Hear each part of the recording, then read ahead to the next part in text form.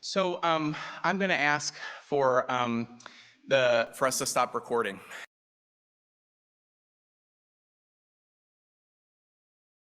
I want to talk about queer joy.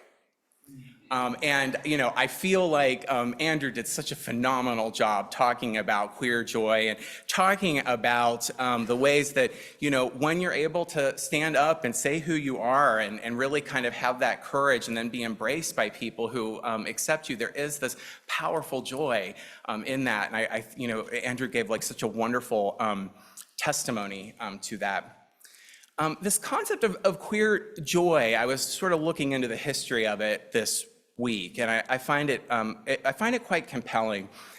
There's this book that I found influential in the way that I sort of think about this. It's called Feeling Backward by Heather Love, and what she looks at is sort of the history of queer representation. And what she talks about is that many of the earliest kind of representations of queer people in literature, Willa Cather, Radcliffe Hall, James Baldwin, they were tragic figures that were represented. Their lives were considered to be sort of, hopelessly confined. They were shut in, they were lonely, and there was this pining to kind of be who they were, and they didn't have any community or acceptance to have it. And some of the representation, it ends in suicide or just these really tragic outcomes. So starting in the 90s, and then kind of picking up the early 2000s, and then really kind of, it just kept going, there started to be a conversation in the queer community about whether there was such a thing as queer joy. Was there a form of joy that was specific to the queer community and the queer experience? And there was something quite intuitive about that for many people who are queer, because there is this sense of belonging and acceptance and celebration of who you are when you're able to find that, it's exquisite. It's exquisite. It's like nothing else. And so there started to be this idea that there was this, kind of unique form of queer joy. I think about queer joy in two ways. And one way in which that joy is specific to the queer community, and I'm not sure that you can feel it if you're not a part of the alphabet.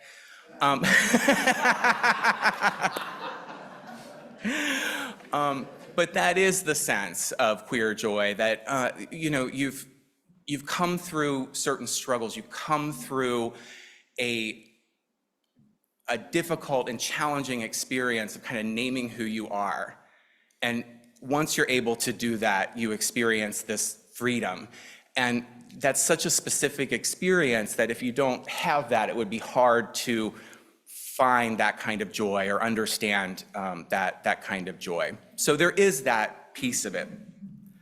But there's this other kind of queer joy that I think is radically open. I think it's available to everybody. And I think it's part of the gospel that I proclaim up here every Sunday here at North Shore Unitarian Church. When you go to a pride parade, no matter how you identify, if you're an ally or if you're part of the queer community, what you find is this radical plurality, this variety, this difference, this diversity. When I go to a pride parade, I do not want to see something boring. I want to see glittery, rainbowy things. I want to see bold colors. I want it to be garish, kitschy. I want things to clash. I want glitter. I want sequins. I want drag queens singing the Gloria Estefan remix. I want it all. And I want to be next to people who are having lots of different experiences. I want to be next to the 12-year-old who's thinking, maybe I'm not a boy, or maybe I'm not a girl, maybe I'm trans. I want to be next to the person who's having that experience. I want to be next to the older woman who has been in a very unhappy marriage for a very long time, and finally she's had the courage to leave it because she realizes that she loves other women. I want to be next to the gay man who has been out and proud since he was 13, and he's there to celebrate. And I want to be next to my allies. I want to be next to my allies who are bringing their experiences and their joys of loving people in the LGBTQ community. I want all of that. I want all of that.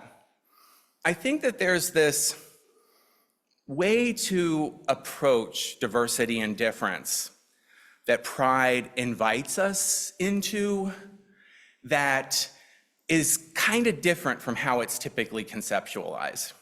Okay, so back in the 90s, when I was coming out, there was this idea, and it was forward thinking at the time. And basically it was this sort of tolerance idea. And it was like, you know, as long as I don't know anything about it, like people can kind of do what they want. And like that was considered to be quite progressive at the time.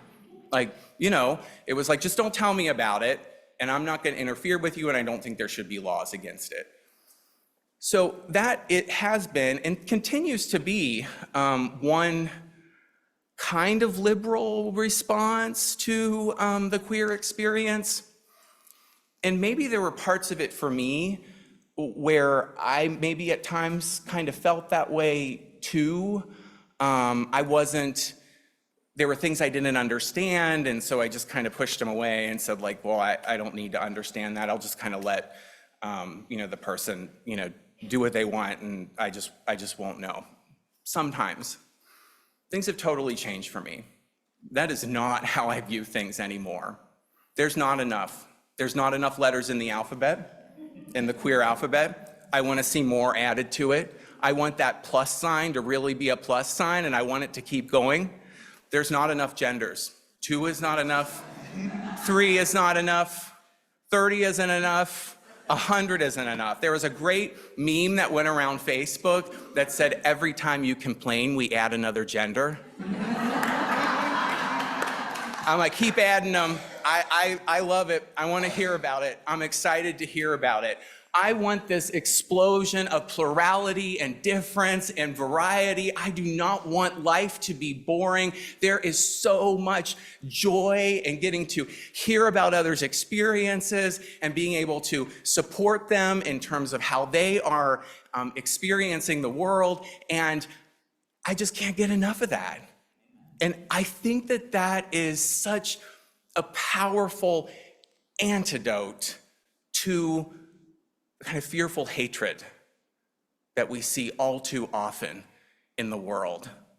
The ones that want to deny and push away and pretend that don't exist to erase the queer experience. I think about the Don't Say Gay bill in Florida, which would have made it so that even a piece of literature that had a queer character in it, a representation of a queer person, that couldn't have been used in the classroom.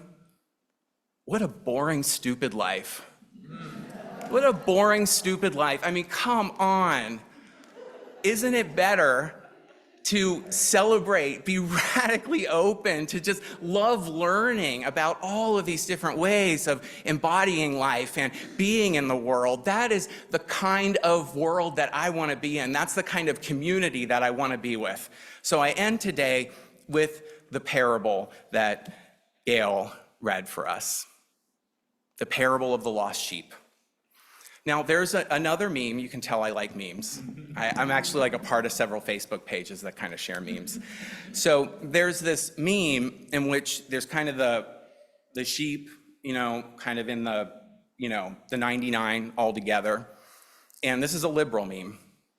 And then Jesus is actually finding the other sheep and kind of carrying it on his shoulders.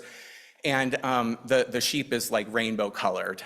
Or maybe the sheep has like the trans flag on them, and it's a beautiful sentiment. It's a liberal expression that Jesus is, that for Christians, Jesus is even there for, maybe especially for those who are marginalized. But as I was thinking about the parable, I was troubled. Because that means that the group that was already there, the implication is that they had rejected the sheep. And they're saved. They're already saved. Jesus doesn't have to worry about them. Jesus has to worry about the one that was rejected. I think we got it wrong. I think we got the parable wrong. The crowd that is saved is the pride parade. The crowd that is Jesus doesn't have to worry about them, right? Jesus is like, hey, the people who get the diversity and difference and variety, who, love this explosion of all different kinds of ways to be in the world, I don't have to worry about them. They're already taken care of. I need to try to go find the person who thinks that life needs to be shrunk and put inside of a box and try to help them see that it doesn't have to be that way, that life can be beautiful and full and an explosion of variety, and we can love it for what it is. Amen. May we love it for what it is. My spiritual companions, I love you so much. Amen.